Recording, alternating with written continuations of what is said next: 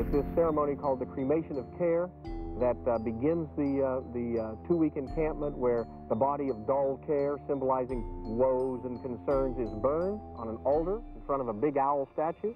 When that ceremony ends, they all start to cheer and yell.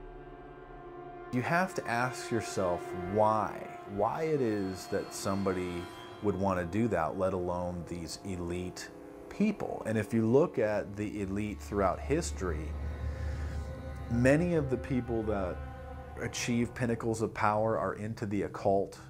They seek a supernatural way to gain power. Why are Christian conservatives such as the Bushes and Newt Gingrich attending the Grove? And I recognize I'm not going to be invited to Renaissance Weekend or that Bohemian deal where Newt, Rush, and Dick all sit in a teepee naked beating on tom-toms. Why does the media barely mention the Grove? Because many of them are in attendance.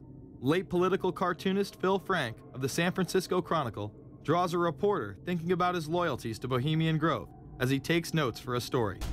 Stories about what happens in these redwoods are hard to come by. A campground statue reminds Bohemians to keep their mouths shut about the Grove.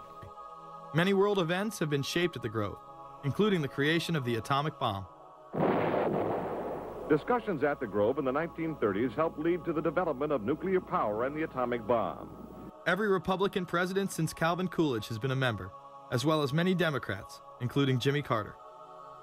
If you look at the membership lists of the Bohemian Grove and the Council on Foreign Relations, the Bilderberg group, a lot of the key level people are overlapping and are involved in numerous groups. In addition to pagan rituals that take place there, this all-male club also deals with darker themes through the plays Montezuma, which feature Aztec human sacrifice, and Faust, which feature Mephisto. Some of these plays are disturbingly flamboyant. Many of the elitists have a penchant for cross-dressing and singing show tunes. Perhaps that is why much of the all-male staff also happen to be homosexuals. Well, each year, many of them seem to have a stunt or try to come up with a stunt. Last year, in 1980, the popular button was Free the Fortune 500. Bohemian Grove that I attend one time at a time. It is the most faggot goddamn thing you will ever imagine. In 2004, the New York Post reported that gay porn star Chad Savage would be servicing moguls at the Bohemian Grove.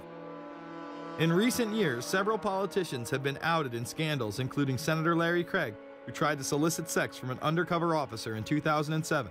Even more shocking, it was revealed in 2004 that right-wing blogger James Guckert, who had unprecedented access to the White House during the Iraq War, was actually Jeff Gannon, a madam and male prostitute for militarystuds.com. During his 2 years writing for GOP USA and Talon News, Gannon officially made over 200 appearances at the White House. Oddly enough, over 24 of these visits would take place when there were no scheduled briefings. He failed to check in or out with the Secret Service on many other occasions, coming and going as he pleased.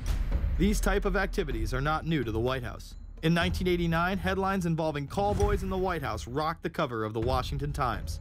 The Washington Times reported today that unidentified White House aides in the Carter, Reagan, and Bush administrations now are being investigated for using the services of a callboy ring.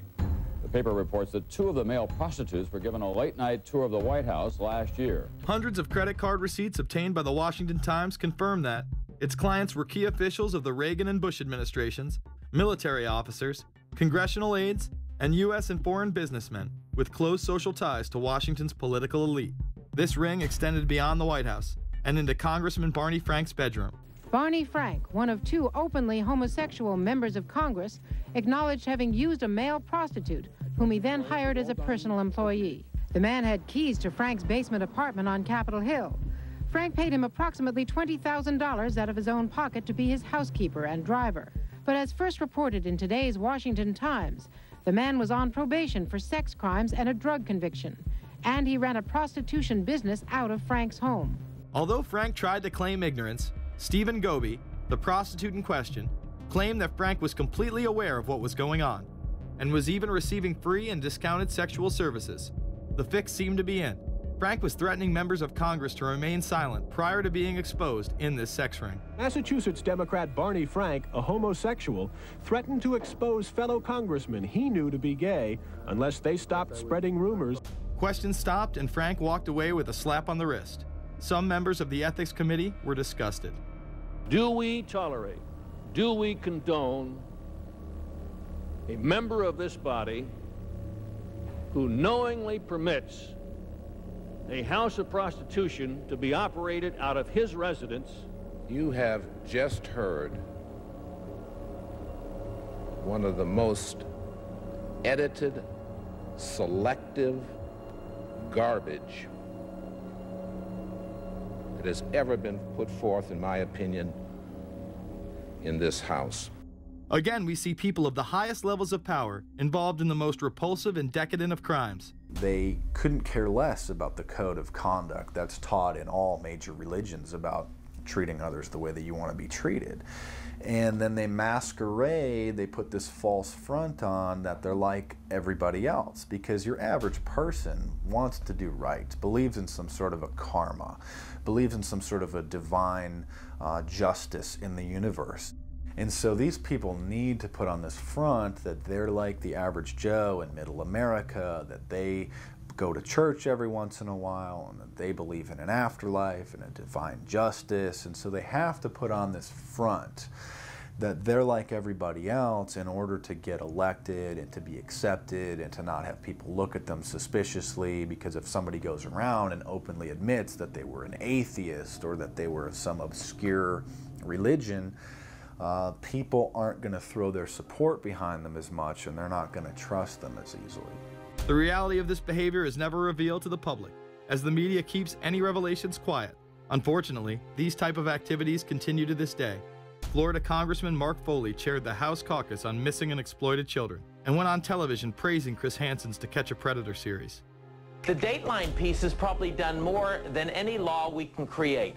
Foley was later caught attempting to have sexual relations with numerous underage pages. Congressman Mark Foley, the man who championed the Child Protection Act of 2006, resigned after inappropriate emails and instant messages surfaced that he sent to former congressional pages. Once more, no charges were even filed. Foley himself has checked into rehab. No one has been charged with any crime. The predator class acts like Roman emperors, indulging in excess that includes sex with young boys, while portraying themselves as men of the Lord. The insanity is that we have allowed an interwoven elite criminal class to rule over us while posing as the saviors of the planet. We have learned they will stop at nothing to achieve their goals and are not held accountable for their crimes. They prey on the system rather than protect it. This is not a new world order of peace and prosperity. It is not a world government to save the earth. During difficult times, we must remain ever vigilant against seemingly positive solutions imposed to suit their aims. Crises there will continue to be. In meeting them, whether foreign or domestic, great or small, there is a recurring temptation to feel that some spectacular and costly action could become the miraculous solution to all current difficulties. We are threatened by a superclass that control the flow of information and hide technology from the public. The prospect of domination of the nation's scholars by federal employment, project allocations, and the power of money is ever present and is gravely to be regarded. We must also be alert to the equal and opposite danger that public policy could itself become the captive of a scientific, technological elite. It is time to put down the remote control, to turn off your Xbox, and start paying attention. It is time to step away from everyday luxuries and pop culture and take action against a monolithic, concentrated evil in order to save what's left of humanity. We must now trade in our apathy for action in order to defeat this invisible empire.